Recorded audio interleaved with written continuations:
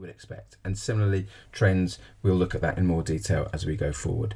So how does this appear? What does it look like? Now, one way that we could tackle the teaching of this is the way in which you can see there in front of you, which is like this kind of linear pathway, this kind of route through the specification.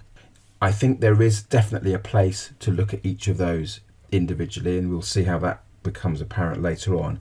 But something else that you might want to consider is this model here, the way in which actually all of those points and those factors that we've got to study are interwoven, they're integrated. And so I think the spider web analogy is quite a nice one to think about. Let's have a look then at activity 1, the review of business information.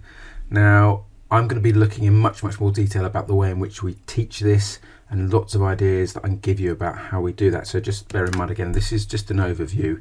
The instructions are relatively limited, recommend how the case study provided can develop and market itself. But the good news is that it will always say develop and market itself. So we know that that's what we're going to focus on. How does the business develop itself, market itself? And also these 3 categories will also remain the same.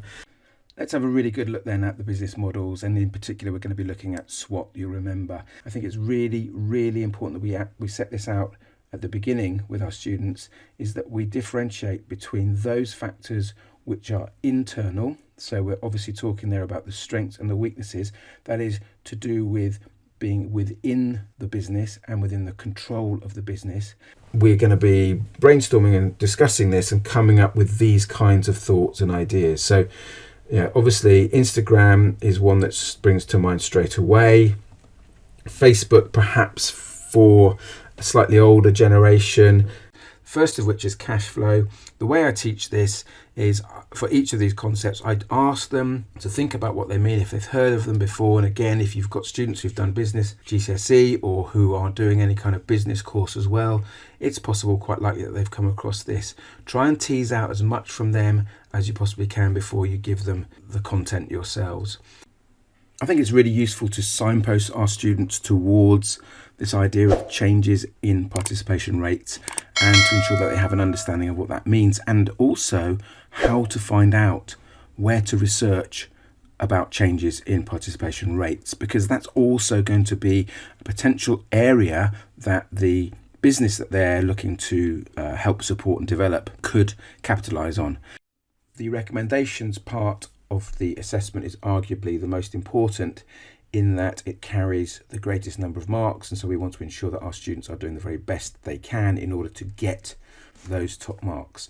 They'll be asked to comment and make recommendations under 3 broad categories. The first of which you can see there is customer groups.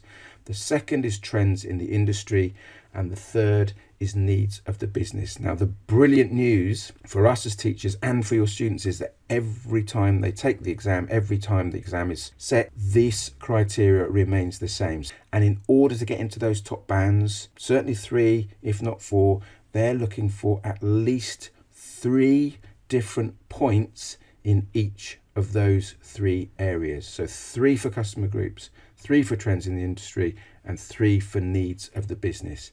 So what does that look like overall? Well, we've got our customer groups. First point, students make the point. Second point, students make the point.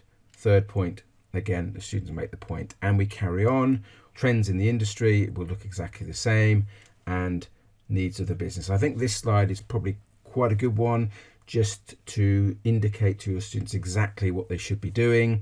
What should it look like then? Well, it's going to be very similar to what we looked at before, except this time we make the point that you make your first point, which is the white there, and then the blue band there is them writing about, in this case, the competitor business. Point number 2, they make their point and they make reference or relation to one of the research businesses. And point number 3, again, another one of the research businesses. So hopefully you'll find that useful, and hopefully you'll find that your students are able to make good use of this particular document. They should be able to find out what type of business this is, and I'll show you where they can start to look for that if it's not immediately obvious.